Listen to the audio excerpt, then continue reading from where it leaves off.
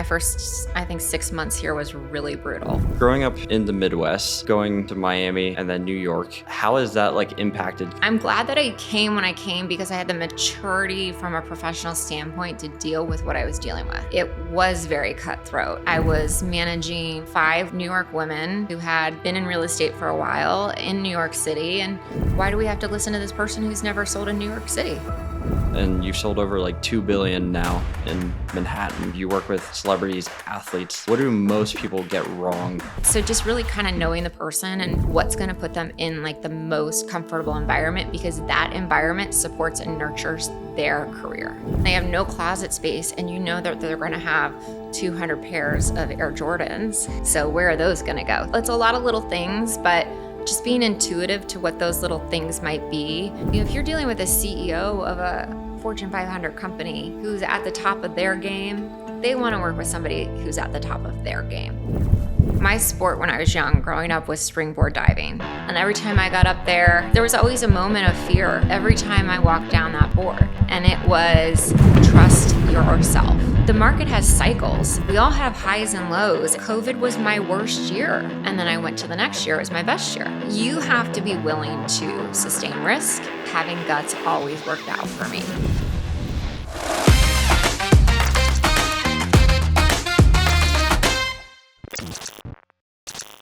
You grew up in Ohio, and you've sold over $2 billion now in Manhattan, and you work with celebrities, athletes. What do most people get wrong about working with celebrities and athletes or the ultra high net worth? I love clarifying my stats. As you know, I started my career in Miami. Yeah. And so that's $2 billion in career sales throughout Miami and New York. And with 19 years being in New York, the majority of it in New York. But as far as I think what most people get wrong about working with athletes or celebrities, is that they really, they just want to be treated like any other person.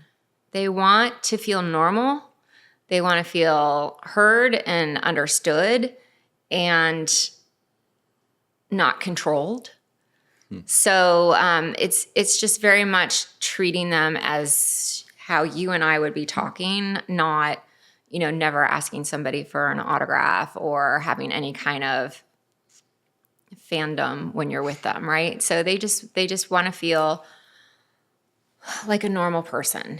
And, they've either been handled or managed most of their lives. And so the least that you can do that and just really give them intelligence, it all depends too. It depends on the person. Some people don't want to know any of the details, and they're just handle it. I like this, and just tell me where to sign.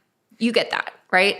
And then there's other people that want to know and they want to learn the process. And so just taking the time to read the room and see what they need and be responsive in that way. So when you say not controlled, it's letting them make the decision, or? Yes. Yeah. So they want to have control over what they're doing and how they're doing it in most cases. Unless, every situation's different, because if you're dealing with an athlete on a trade deadline, they don't have time. Right? They are moving to a new city. They are trying to acclimate to a new team, a new system, new players, and they just need somewhere to put their head down. But at the end of the day, I think one of the most important aspects of relocating an athlete during a trade is making sure that they're going to, you want to think about what they're going to need to perform and making sure that they have that, right? So putting them in some sort of temporary housing with uncomfortable furniture where they're not going to want to come home and have a sense of home isn't going to help them. They're not going to think of that. So, I have somebody relocating right now, and tendency was, I'm just going to rent real quickly. And I said, it was a good friend, and it's over a text. And I said, listen, you were in a home that wasn't your home for 3 years. You weren't necessarily super happy. Let's really focus, even if you renting's okay, But even if you rent, let's really focus on making this place feel like a home where you come home and you're comfortable so that it's contributing to your happiness. Because I don't think people realize how much that matters in their grand scheme of things. So what does that usually look like? Like you help them with the furniture or? Yeah, it could be all of it, right? Like it could be furnishings, linens, kitchens. It could be the whole house, or it's bringing in a team that can help do that, making sure that they get the things moved that they need moved or want moved, being in the right location, that they aren't commuting too far. So, you have to think about what the most convenient thing is going to be for that person.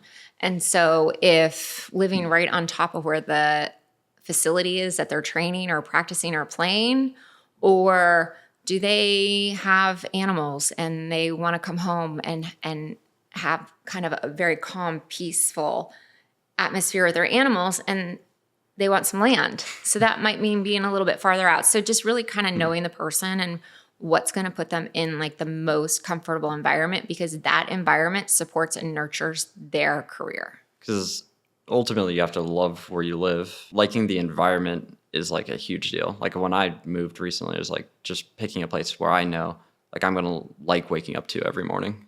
So yeah, it completely influences your mindset. Your sleep is everything, right? So just being in an environment that you're able to get a good night's rest. So I've even myself, I'm sleep sensitive, and I've noticed sometimes the way your bed is oriented even matters. So it's a lot of little things, but just being intuitive to what those little things might be. And, even for somebody that might be starting out their career and they don't know what they want, they don't know what they need. And being able to say to that specific person, they might like an apartment because it's in a certain location or it has a certain view or amenities, but then they have no closet space, and that they're going to have 200 pairs of Air Jordans. So where are those going to go? So, thinking about things like that, because a cluttered space also isn't great for the mindset. And you just have to anticipate what their needs are going to be, because in most cases, they're not usually aware of what they are. yeah, I don't know if you know Brian Johnson, who he is. Just some health guy. He sold to like Venmo. He talks about like sleep is like the number one priority above like nutrition, exercise. I know I've been focusing on it a lot more lately too. Especially with the Aura Ring, right? Yeah, and Whoop. And Whoop and all of that. Yeah, so it is true, and it does matter. And I have a husband that doesn't sleep well, and I try. He's rather stubborn about it, but it impacts your life. It really, really does. Yeah. So growing up in the Midwest, going to Miami and then New York, how is that like impacted? Because some people might think you have to be like a cutthroat like agent, and you have to be like that type of person to make it in New York City. But you've gone about it a little differently. Listen, I think my Midwest roots have always stayed with me. We started at the beginning talking a little bit about, my family having some New York roots. And so I think it's been a good combination for me, where I kind of had a little bit of an understanding as to what I was walking into. And I'm glad I came here at 35, right? So I came at a time when most people, they came in their 20s, they found their friend groups, they, figured out how to live in New York. And I came here kind of post having all my friends and my friend groups, and it was mid-career. So I'm glad that I came when I came, because I had the maturity from a professional standpoint to deal with what I was dealing with.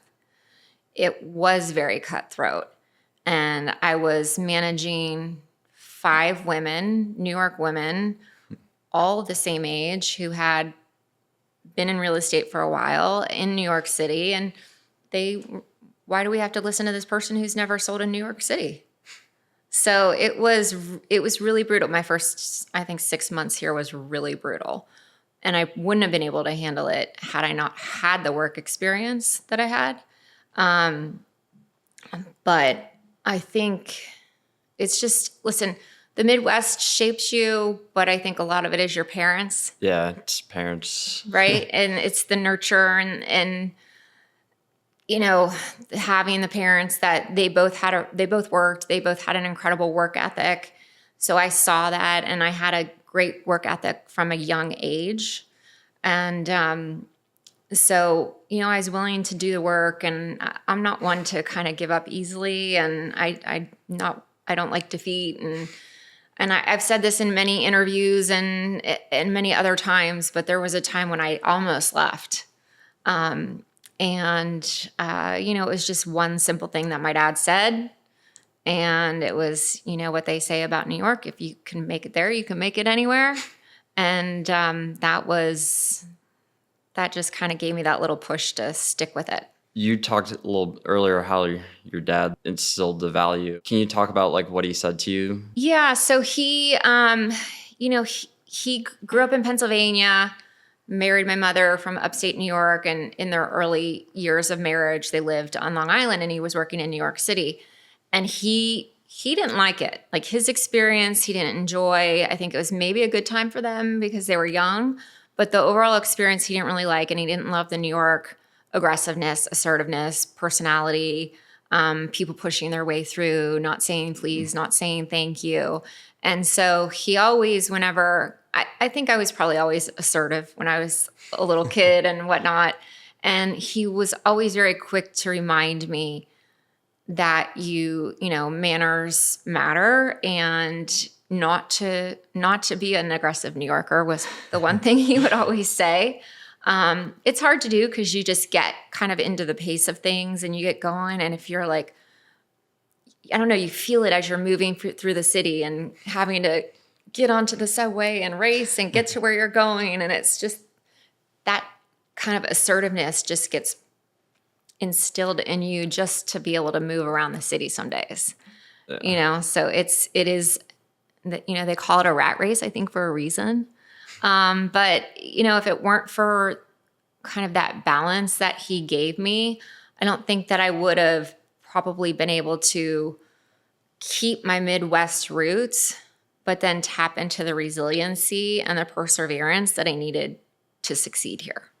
And talking about that, like resiliency, the grit, throughout like the first year, that was kind of like tough. Was there like any specific moment or like deal or client or story that, because you said it was a very hard like first year. It was hard. I moved here to sell a project that, so the first 8 years of my career was new development. And I was working for a brokerage in Miami that had original roots to New York. They were original Louis Sunshine agents who started a new development business in Miami. And they were tough. And they ran that business very similarly to how Louis did. And so when the market was tanking in 2006, I knew the writing was on the wall in Miami. You had 50 to 60,000 units that were still under construction, mostly sold or, still selling. And the news was very clear that there were going to be a lot of defaults.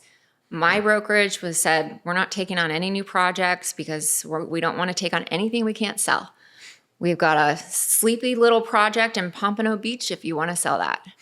So that didn't sound all that exciting, and also unsure if that would even sell. So I figured I'd jump markets and come to another market that was having good momentum. And I had friends that had gone to Las Vegas. I had friends that went to LA, and I had a connection here, and it just kind of fell into place. I ended up meeting with a managing director from Corcoran Sunshine. He liked my Louis Sunshine background. And it was a project that had this Miami brokerage mix with New York. So it was kind of the perfect little marriage. And they thought I did contracts because I came from a state where we filled out forms from the National Association of Realtors. So in their mind, that was like doing contracts. And so I essentially was playing attorney on this new development project.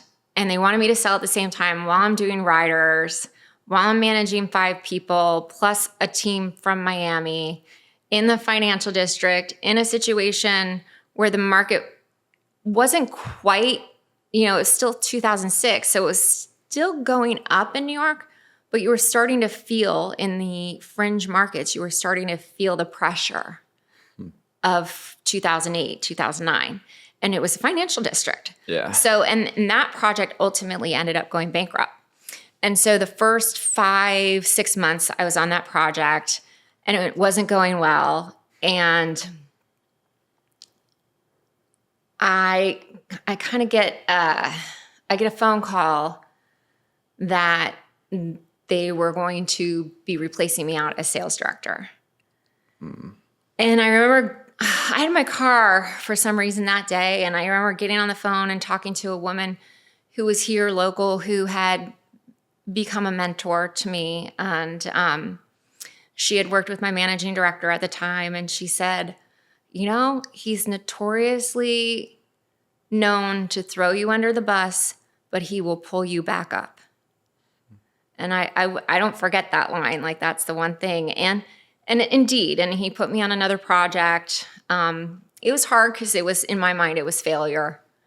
And it just was a real struggle because of, I think, for developers, a lot's riding on the line. Yeah. Right? If you're not getting the sales, it's a really stressful time because there's so much money involved and the loss can be devastating unless you're a major developer. And so that moment was, do I stay? Do I go back to Miami? Kind of what do I do? And I ended up sticking it out.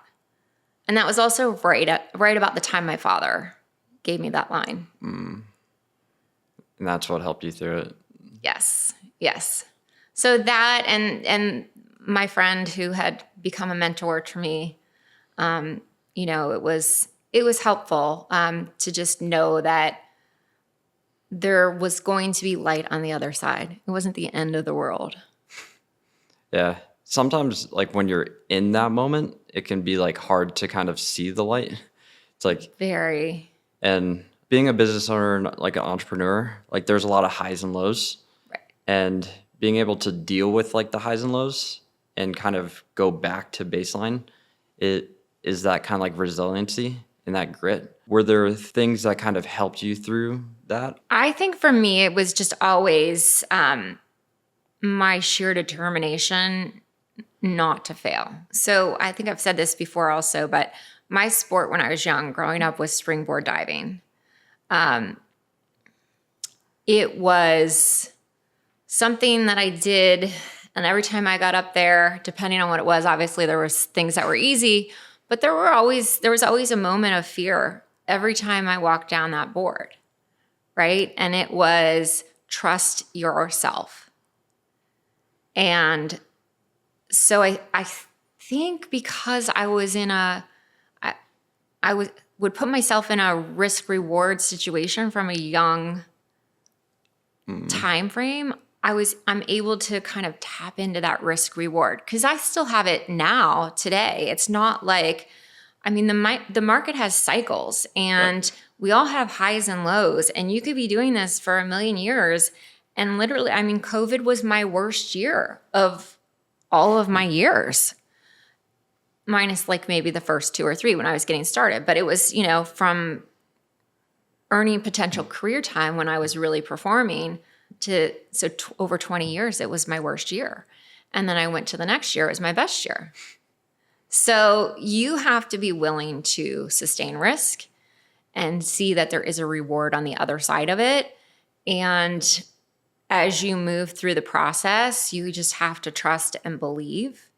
And I just always believe there was an artist, I think his name was like Steven Sagemeister or something, but I remember going to an art show when I first got here, and the quote was, "Having guts always worked out for me." And I still have this book. I think it's falling apart at this point, but that quote just resonated with me because I think you have to have the guts to be able to do what we do. I agree. It's not easy. It's glamorized, but then there's way more behind the scenes that people don't see. No, there's so much. There's so much. And there's not much luck. This isn't a business of luck.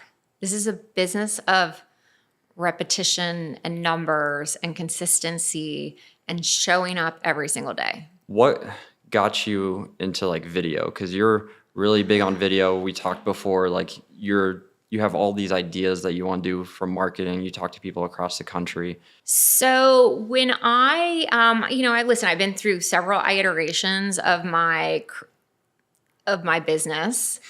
And, the first 8 years of my career, new development, then 2009, Lehman Brothers. So then I go into resales, and then I had a business partner. Then we did new development and resales together at the same time. We moved to Compass, have really just focused on the resale business. But 2 years ago, I decided to end my 11-year partnership. And as I did that, I had to determine what my path forward was going to be and who I was and how I was going to present myself. And, because I think I had an identity within that partnership, but I didn't have my own identity. And I didn't do anything really during that time to kind of just brand myself or market myself. So it was a real moment in which I could establish a brand and step out and just do things differently and do it the way that I want to do it. And I have a very, for as much as I have an analytical mind, I also have a creative mind. So I was an art major in high school. And, a lot of times the art and the creative don't necessarily go with the analytical, but so I feel in a lot of ways I've been gifted in that sense. It's a nice mix, yeah. Yeah, it's a really nice mix. And so I've really leaned into kind of that creative side. And it's been a very joyful experience for me to venture into video. But as I started the rebranding, a couple people said to me, you need to do video. And I just, started really looking around and noticing the people who were excelling and what they were doing, how they were doing it. I became a study of the business, a study of the craft and the art that we do. And really kind of picked a few people in the industry that I really looked up to and wanted to emulate. And, I studied the craft and decided that was, for as uncomfortable as it is. Yeah. And I hadn't really been on camera. It didn't feel natural at all to me. I just decided that I was going to lean into it. And I started doing it a little bit, and it got a little bit better, and then a little bit more, and it got a little bit better. And then I started really looking at it and how I can perfect it and make it better. And I like the science behind it, right? I look at a lot of people's content that they put out, and I do a lot of the talking head videos, Yep. right? Mostly educational purpose. I focus on series. So a buy series, a sell series. I've been working on a piece for couples who might be divorcing, parents buying for kids. So I kind of pick a theme and I'll do a few videos on those topics, all building a catalog and a library of the topics. And as I have been doing it and watching other people, I see people putting out good content, but then the needles aren't moving on their followings. And so you can't just do the content. Yeah. You have to do the content and then understand what's moving the numbers. The algorithms are always changing. And if you don't have a good consultant who understands what that is and be aware yourself, you can do all the video in the world, but it's not going to matter or make a difference. What have you found that moved the needle for you? Working with good partners. So, I have to give a lot of credit to Luxury Listings. They're based in Vancouver. First, have to give a big shout out to my stepdaughter because she's the one that introduced me to them. She's in marketing. And, she just thought they would be a really good partner for me as I started out in this new journey. And she actually was one of the ones that was a big advocate for doing the video. And so as I started meeting with them, talking with them, it was a lot of encouragement, a lot of conversations about what was going to move the algorithm, what I needed to do, how I needed to position myself as an expert. I had started coaching with Steve Scholes, so there was a big piece of that where Steve and I had identified maybe what had been holding me back. And, really, again, positioning myself as an expert. I think a lot of times people will see women as hobbyists in this industry. So not necessarily really driven career women who are running successful businesses. They're just, they're just doing a few real estate deals on the side, So that was important to me, was to really establish myself as someone who's a thought leader and running a significant business. And so with those points, the direction from the team that I built around me, that's what really kind of catapulted me into the video. And just out of curiosity, why is that important to you to not be seen as a hobbyist? Because I've spent so much time doing this job, right?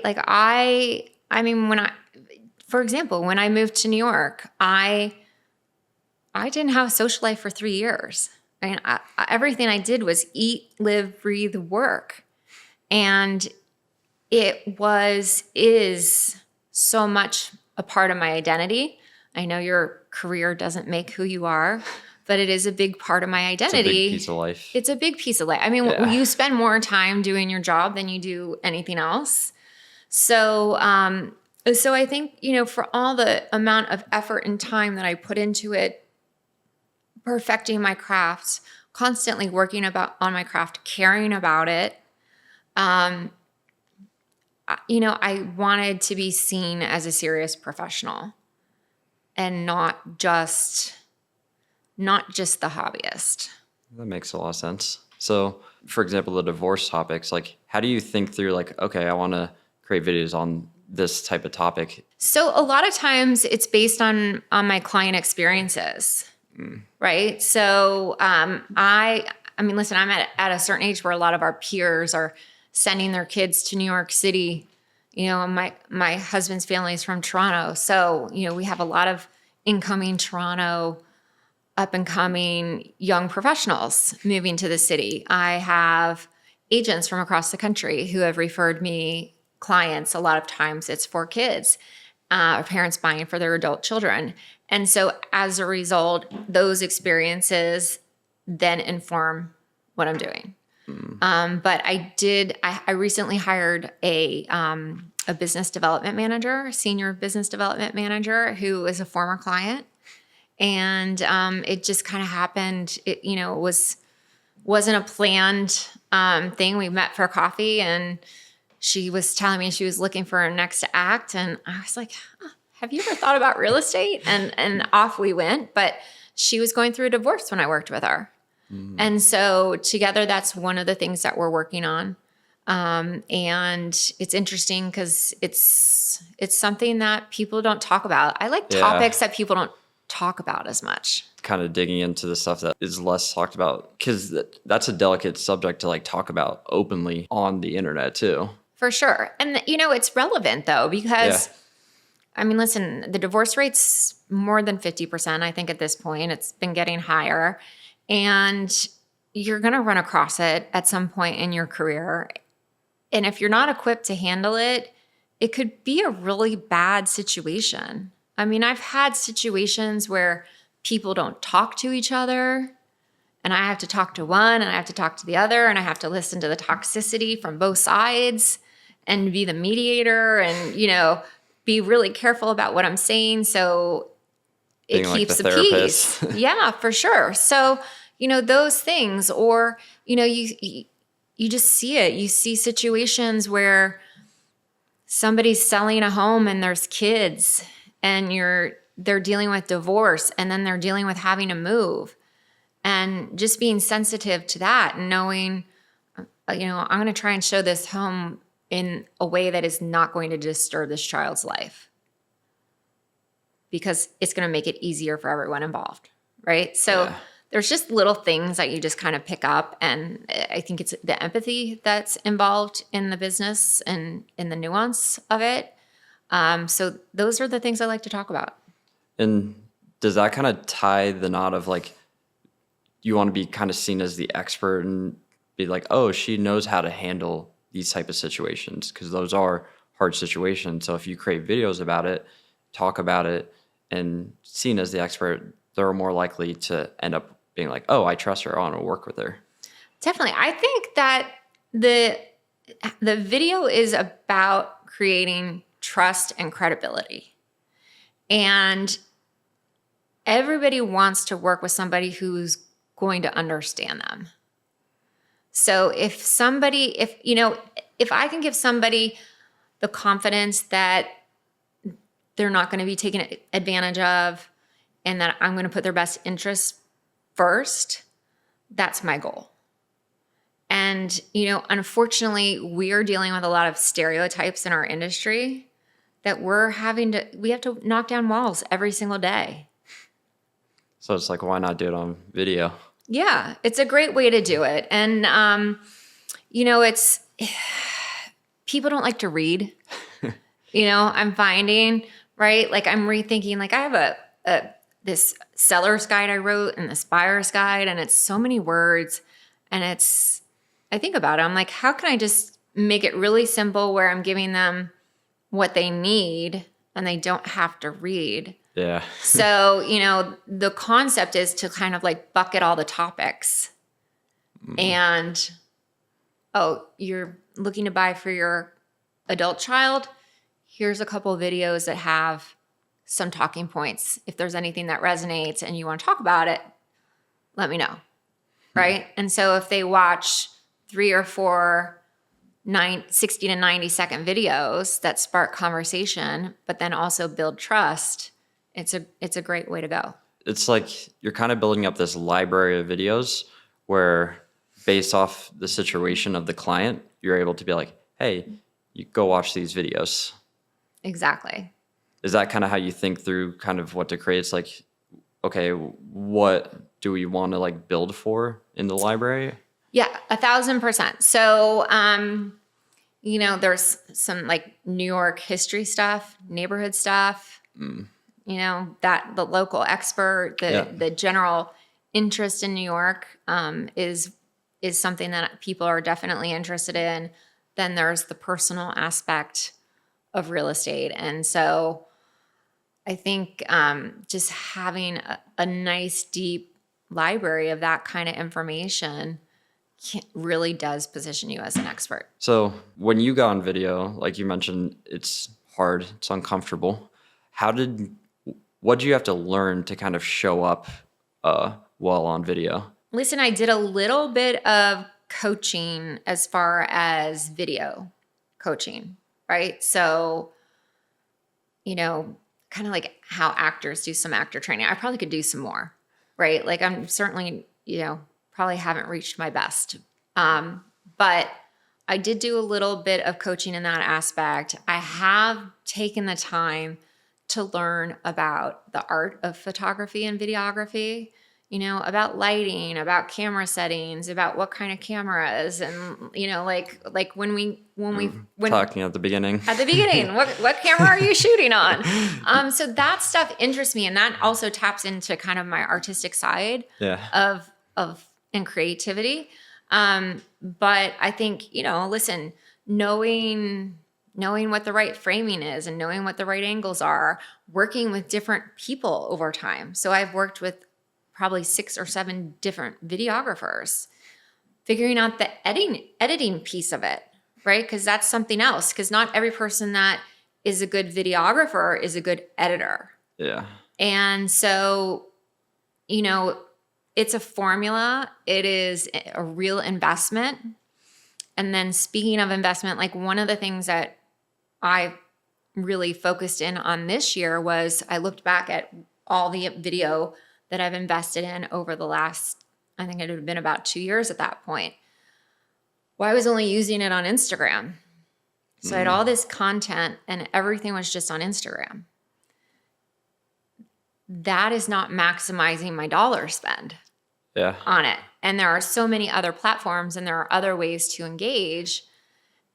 And with each platform, there are nuances and there are ways to present on each platform. You can't just regurgitate the same thing.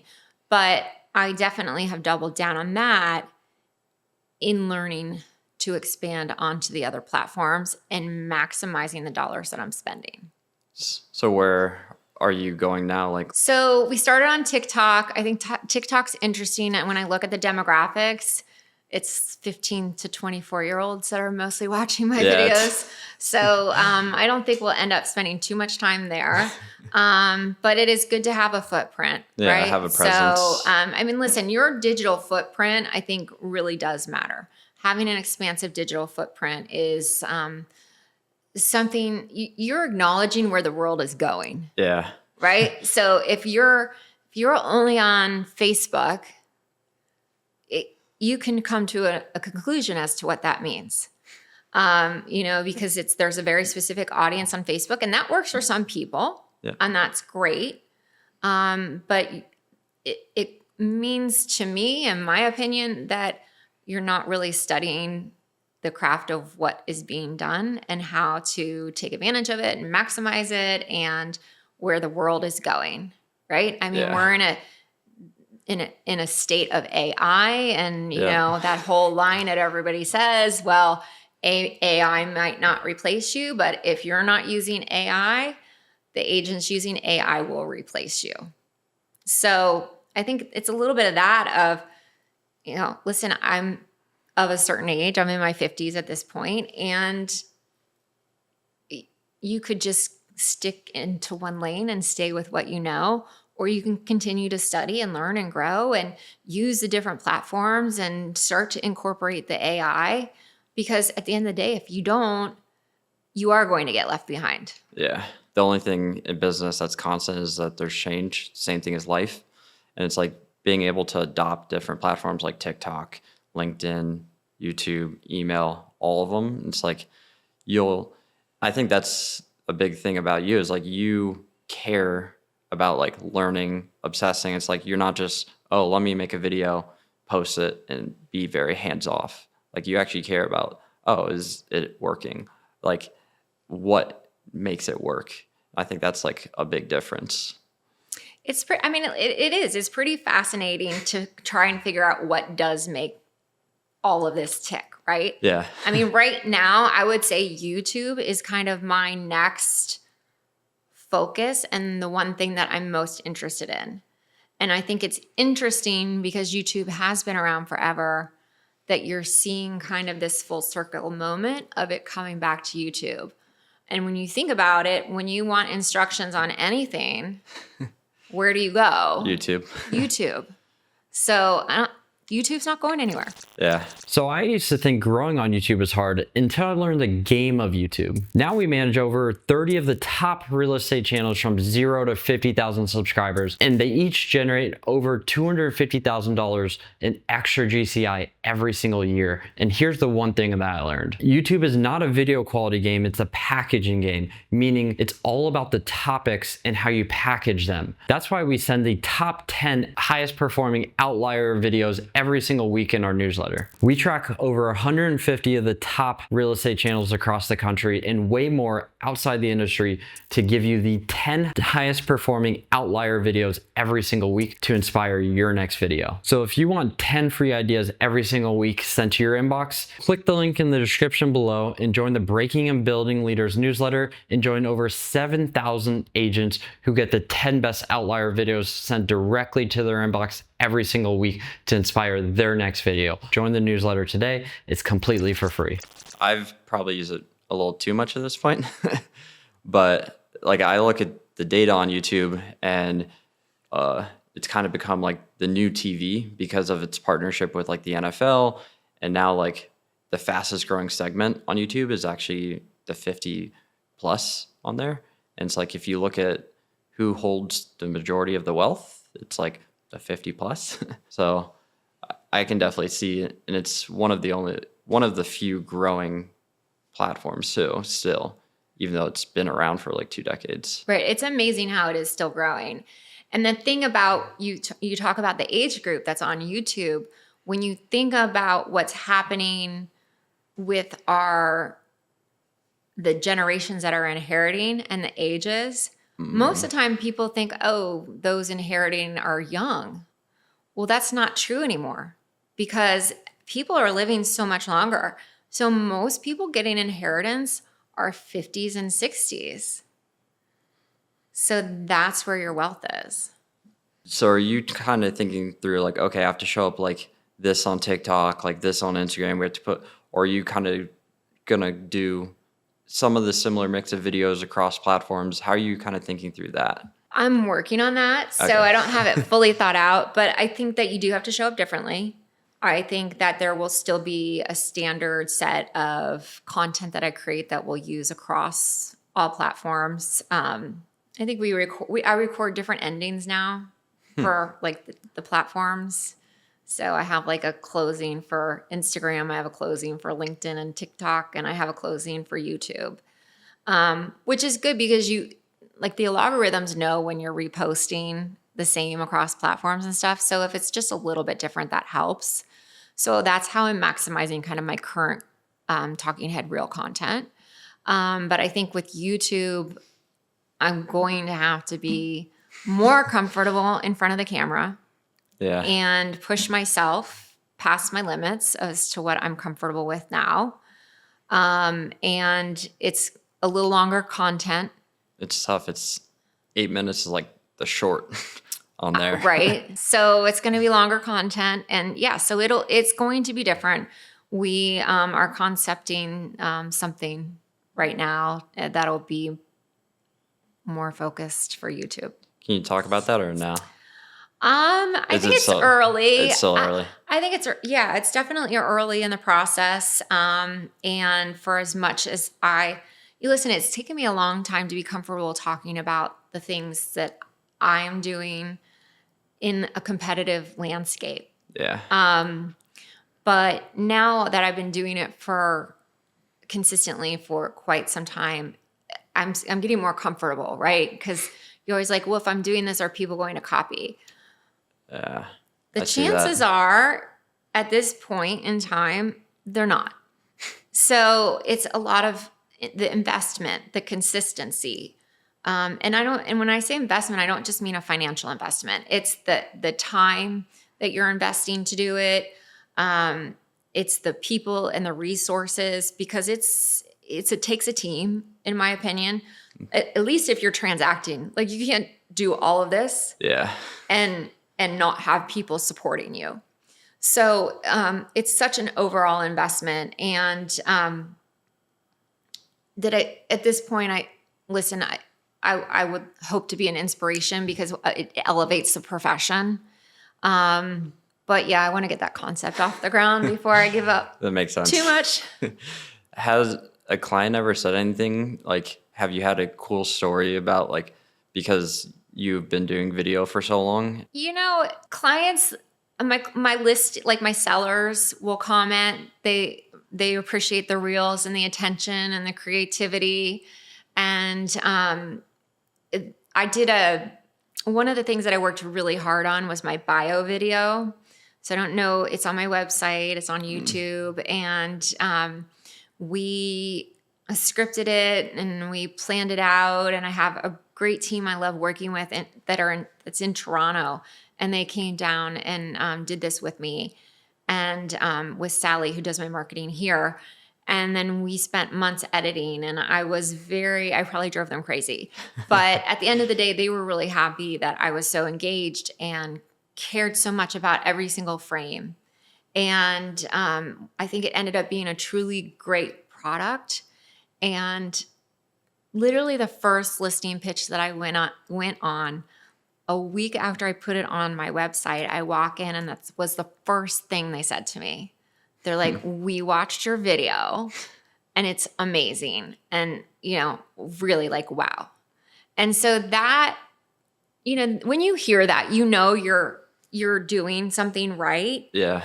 And then, kind of to that end, like one of the things that I've focused on tremendously over the last 2 years since I kind of rebooted everything was my relationships with the Compass agents around the country. And those relationships have been so valuable to me, not only personally because some of them have become some of my best and closest friends, leaning into those relationships across the country and the video. So when we had a sports and entertainment retreat 2 months ago, and I see my friends and, listen, we're on group chats or, a monthly video call or whatever, but you're not having one-to-one. And when you see them and it's one-to-one, and one of the first things they say to you is that your videos are great, or you're really doing awesome with the video, and you're upping your game and you're improving and stuff. That's a huge compliment when it's coming from your peers. Yeah. Right. So I know that I'm doing something right, and I see them as my clients too, because at this point, with what I've invested in these relationships with these agents around the country, is I'm getting a referral about once a week. So Wow. it's been pretty valuable to me. Yeah. So the videos have been helping you stay not just top of mind with clients, but also with the agents that you've built those relationships with. Very much. Nice. Very much.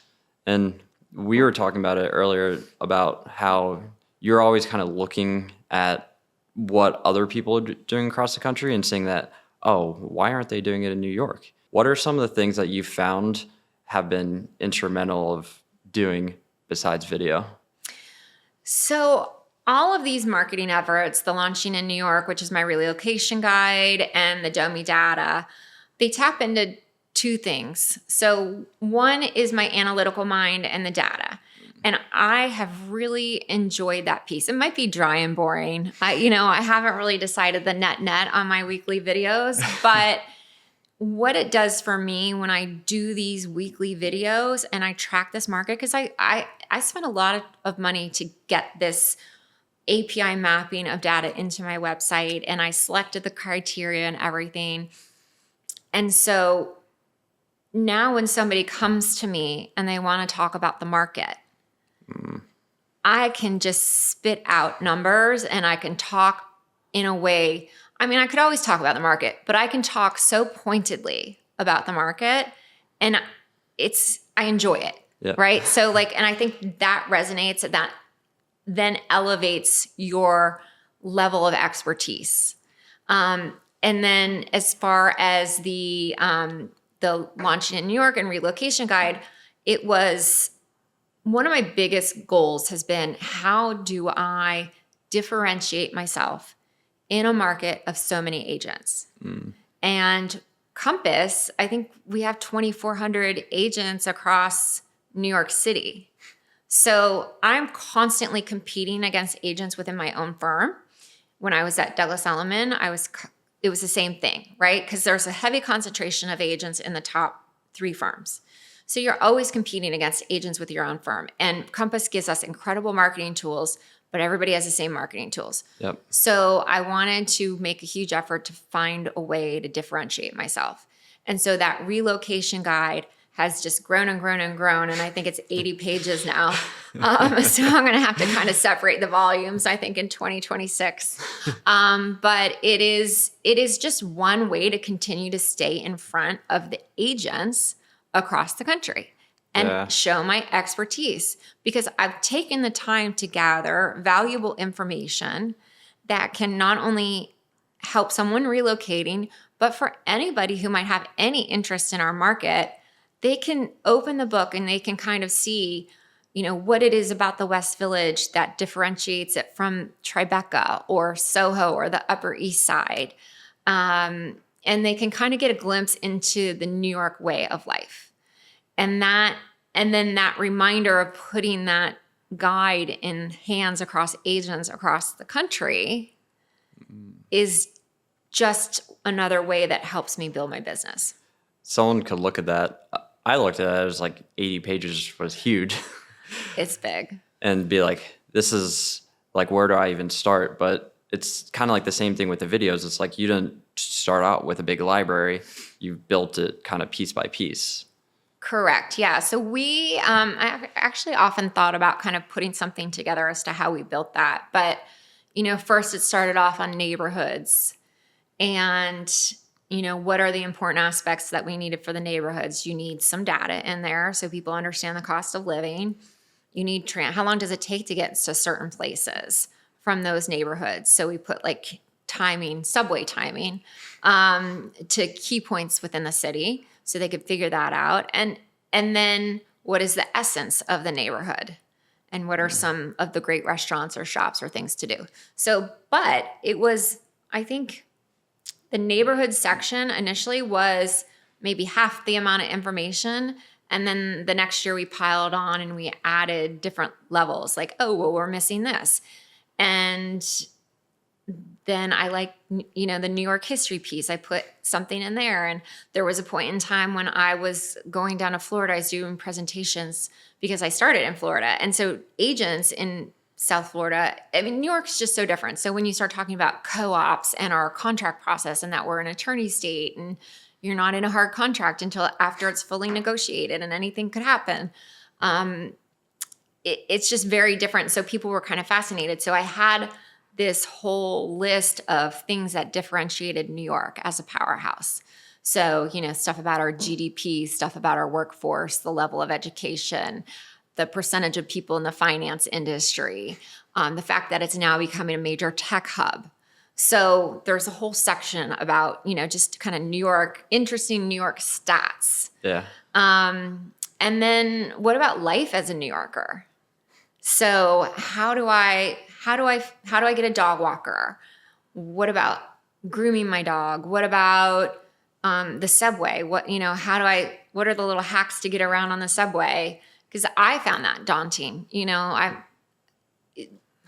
I can't tell you, there were a couple times I ended up really in not the great spot on the subway. Like you put your head down, you're on your phone, and you pick your head up and you're like in Harlem or the Bronx or Brooklyn. Like all three of those have happened to me. So there's just a lot of little nuances to become a New Yorker. And so that was like the inspiration to the back part. How do you build a social life in New York? And there's all these social clubs, and whether they're professionally, it's like a professional club for like marketers or attorneys, or something such as a social club like a Soho House. Yeah. So, it just keeps on kind of expanding. So that's why I'm like, I think I'm going to have to like get like different volumes. And I think that's the cool thing is like someone can take that and be like, oh, like, let me just put this into AI and build my own. But the thing that is the difference for you is like you actually care about the content that's in there. And it's those small details of like the subway time, the restaurants, like the small nuances of that really make the difference. Thank you for saying that. Yeah. You hope that it makes the difference, right? But I do have that level of like really wanting, if I'm going to put something out, it's got to be good. And it has to be of a high quality. And I think that it speaks to kind of my level of marketing that I expect for myself and that I want to provide for my clients. And so when I look at every piece that goes out, every marketing piece that I'm doing, it needs to represent how I'm going to represent my client, right? Yeah. And that's how I feel about it.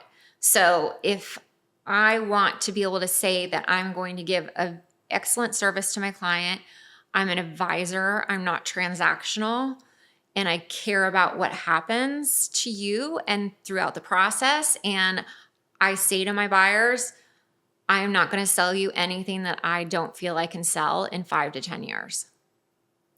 And so that's what goes into the thought of every piece that I produce, so that when somebody looks at that, they're going to have the confidence in me representing their property or helping them buy something. Do you have an email database, but you struggle staying consistent with your email marketing? Email marketing is still one of the most under-leveraged marketing platforms, yet it has the highest return on investment. For every dollar you spend, you get 36 to 1 ROI. So if you want to profit more from your marketing, you need a local email newsletter. So that's why we created the local email newsletter playbook that breaks down Ryan Snaden's entire Naptown Scoop playbook and how he built it from 0 to 30,000 email subscribers and makes over $320,000 every single year. It breaks down his entire strategy, and not just for his local newsletter, but also how he grew the media company to over $500,000 every single year. It goes through his content strategy, how he grew, it goes through his entire team, how he hires, his monetization, everything. So if you want the $320,000 local email newsletter playbook, click the link in the description below. Download it now. It's completely free. It has over 21 pages behind how he built his entire media company. So click the link in the description and download now. Yeah. And it kind of ties into like you doing the videos, you doing the market, you creating these guides. Like there's kind of an underrated element of you creating some of this stuff just makes you a better agent. Kind of like you mentioned the market, you're able to just rattle it off with a really pointed way. So like you doing all these things makes you a way better agent as well. Thank you. Yes. I mean, I feel that it has. I mean, there's like even little things, because again, this doesn't all happen in a bubble. Yeah. Right. Like I can't do this without my team. And so when we were doing kind of the Live Like a New Yorker section, and there's a subway section, and there's a piece in there about looking for the dirty spot on the platform, because that's where the doors open. And I didn't know that. So, like I learned something too doing this, but it makes sense, right? Because if it's busy and you're trying to get on a train, like first of all, the train's full and they're trying to get off the train and you're trying to get on, you're going to be much better off if you can stand in the place where the doors are actually going to open. So, I mean, there's just little nuances of living like a New Yorker But that's the fun part. It is the fun part. It is the fun part. I actually had a good laugh last night. I watched, and just like that, it's the Sex and the City sequel, and they just started their season 3. And the character Miranda ended up with a woman who was a nun, and she was having lunch at Tavern on the Green and going to Wicked and going to Times Square and the M&M store. And it just was a little chuckle of, and like, those are all great things and great places for people that come to our city. And it's like one of the things that people love about the city are all these kind of tourist things. But it's just a little chuckle to myself of knowing and understanding that I've been here for 19 years. And for as much as I still, like to this day, sometimes I still feel like I'm new here, because the city's so big and there's so much ground to cover. And it just kind of made me feel like, you know what? Okay, I'm a New Yorker. Like I know these little things, and it was like a little chuckle. It was not in a disrespectful way, but just more of a sense of knowing, this place is deep inside me. Yeah. And kind of become like your identity, kind of going to the team element, to manage the volume of listings that you have, and then the buyers, and then the content. It takes a team, like you said earlier, and to provide that level of service. So for someone who doesn't know what it takes to kind of build that, like what does the team look like today? So, that's been evolving, right? The team thing is something I think everybody struggles with. It's very necessary in our market, because you can't be to the Upper East Side, to downtown, to the West Side, and showing you can, and I do, but it's hard. Yeah. And then to do everything else is hard. And so you do need good people around you. And there's a level of scaling within, the kind of the arc of your business, right? And then there's a level of I'm gonna go a little bit higher because I want to achieve a little bit more. And so I think the number one aspect to my team is my operations manager. And my head of operations, I was really careful in choosing this last person that I hired. And he is my backbone of the operation and cares so much about what he does, and is a true professional. And finding that is very hard. And so once I was able to lock in that piece in the right way, I feel that I've been able to build the team in a different way. I started with, maybe I'll bring on younger agents and mentor them. And then I soon really realized I'm like, well, I can't sell, manage clients, run the business, do the marketing that I want to do, and be a mentor. That's hard. Yeah. And a mentor to multiple people, right? So at this point, because of everything that I have done, I've started attracting different talent. And someone joined me that I was in an office with a number of years ago at Douglas Elliman, who's been in the business for 20 years. Great, well-respected agent, seasoned, just needs some support and collaboration and is there to give it back at the same time. And so it's a pleasure having somebody at that level join me. And then my client, my business development manager, like that's a whole nother level of where we're going. And then we have one other agent who helps, takes on overflow. And I have one piece away from, I think, being well-rounded to where I want to be.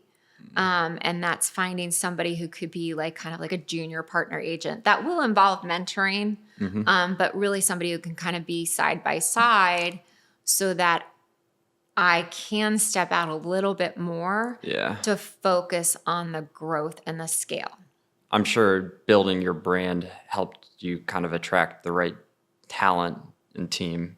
I believe so. I have other people who have started approaching me that want to come work with me. And so, sometimes it's tough because you've got clawbacks and, different dynamics of where people are in deal flow to kind of get those people into the right place at the right time and juncture.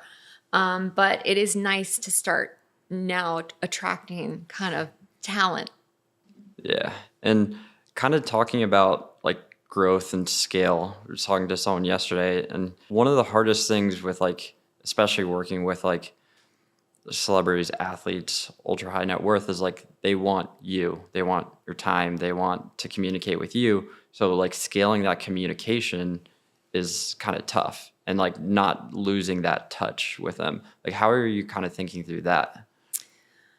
I mean, I think that specific client is a client that will always remain with me. And there will be support from my team, very carefully selected support in that sense.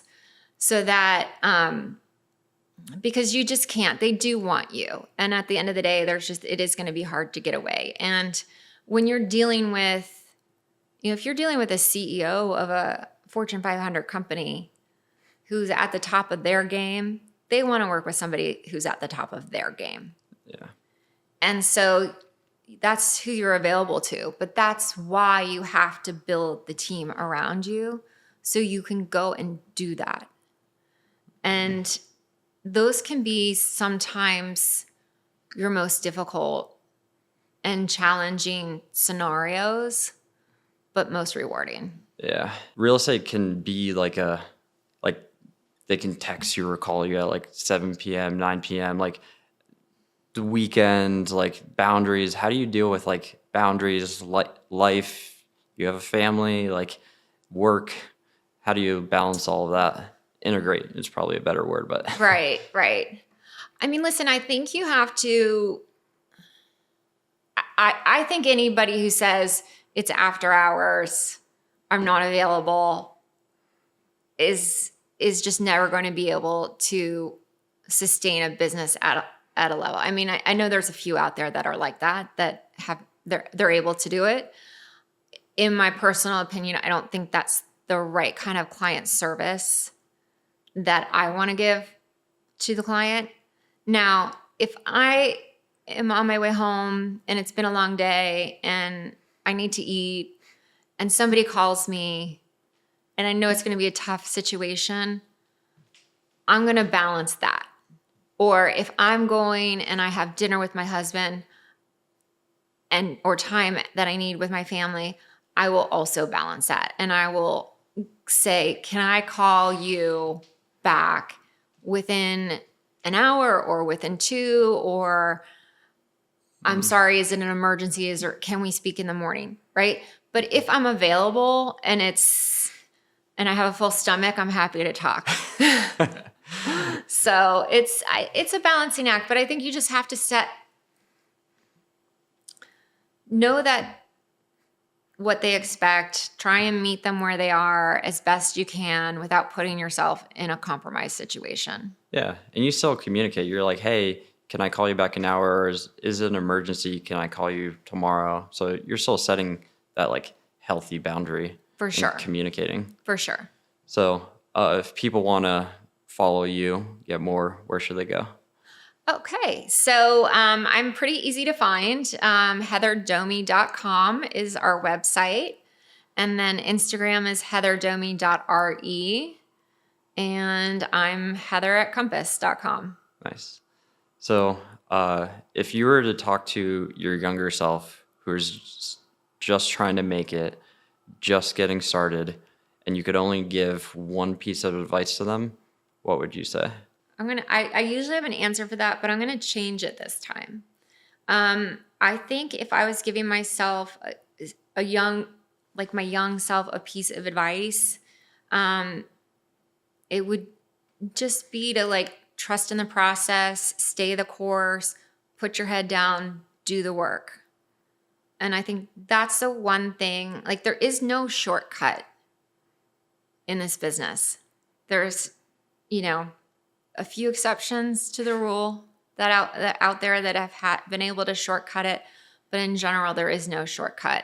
And we are in a risk-reward business, and you have to have the fortitude to be able to survive the highs and the lows.